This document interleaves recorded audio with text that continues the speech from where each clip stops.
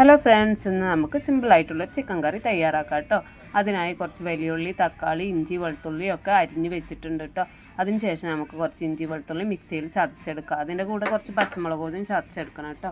അതിനുശേഷം നമ്മൾ ഒരു ഉരുളൻകിഴങ്ങ് എടുത്ത് നന്നായി തൊലി കളഞ്ഞ് ചെറിയ കഷ്ണങ്ങളാക്കി നുറുക്കി വെച്ചിട്ടുണ്ട് കേട്ടോ. അതിനുശേഷം നമുക്ക് ചിക്കൻ എടുത്ത് നന്നായി കഴുകി വൃത്തിയാക്കിയിട്ട് ഒരു പാത്രത്തിൽ മാറ്റി വയ്ക്കാം. നമുക്ക് കറിക്കുള്ളത് പച്ചക്കറിയും ഉരുളൻകിഴങ്ങും ഉള്ളി ചിക്കനും ഒക്കെ റെഡി ആയിട്ടുണ്ട്. ഇനി നമുക്ക് ഉള്ളി വഴറ്റിയെടുക്കാം. ഒരു പാൻ വെച്ചിട്ട് അതിൽ നമുക്ക് കുറച്ച് ഉള്ളി ഇട്ടിട്ട് നന്നായി വഴറ്റി അതിൽ കുറച്ച് ഉപ്പിട്ടിട്ട് ഉള്ളി നന്നായി വഴറ്റുമ്പോൾ കുറച്ച് ഉപ്പിടണം കേട്ടോ. ഉപ്പിടുന്നത് നമുക്ക് ഉള്ളി പെട്ടെന്ന് വാടി കിട്ടാൻ വേണ്ടിയിട്ടാണ്. ഉപ്പിട്ടിട്ട് നന്നായി വഴറ്റി അതിൽ കറിവേപ്പില മല്ലിച്ചപ്പൊക്കെ ഇട്ടിട്ട് നന്നായി ഇളക്കി ഉള്ളി ഒന്ന് വഴന്ന് വന്നാൽ അതിൽ കുറച്ച് ഇഞ്ചി വെളുത്തുള്ളി പേസ്റ്റും പച്ചമുളകും ഇടാം.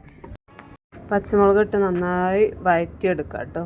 നന്നായി വഴറ്റിയെടുത്തതിന് ശേഷം നമ്മൾ മാറ്റി വെച്ച മുളക് പൊടി, മഞ്ഞൾപ്പൊടി, മല്ലിപ്പൊടി, കറി മസാലപ്പൊടി, ചിക്കൻ മസാലപ്പൊടിയൊക്കെ ഇട്ടിട്ട് നന്നായി വഴറ്റിയെടുക്കുക.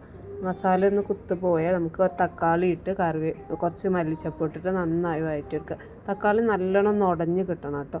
നന്നായി ഒന്ന് ഉടഞ്ഞ് കിട്ടിയ അതിലേക്ക് നമ്മൾ കഴുകി വെച്ച ചിക്കനും ഉരുളൻകിഴങ്ങും ഇട്ടിട്ട് നന്നായി മിക്സ് ചെയ്ത് എടുക്കുക.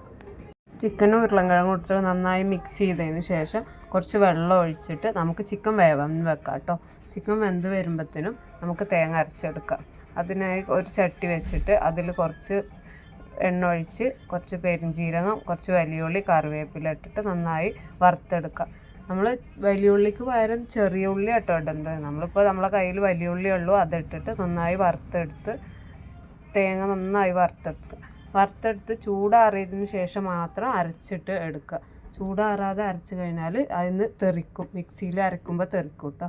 നമ്മൾ നന്നായി തേങ്ങയൊക്കെ അരച്ചെടുത്തിട്ട് അപ്പോഴത്തേനും കറി നന്നായി തിളച്ച് വെന്ത് വന്നിട്ടുണ്ട്. അതിലേക്ക് നമ്മൾ തേങ്ങ ഒഴിച്ച് നന്നായി ഇളക്കി വെച്ചിട്ടുണ്ട്. കറിയൊന്ന് നമുക്ക് തോന്നിച്ചെടുക്കാം കേട്ടോ.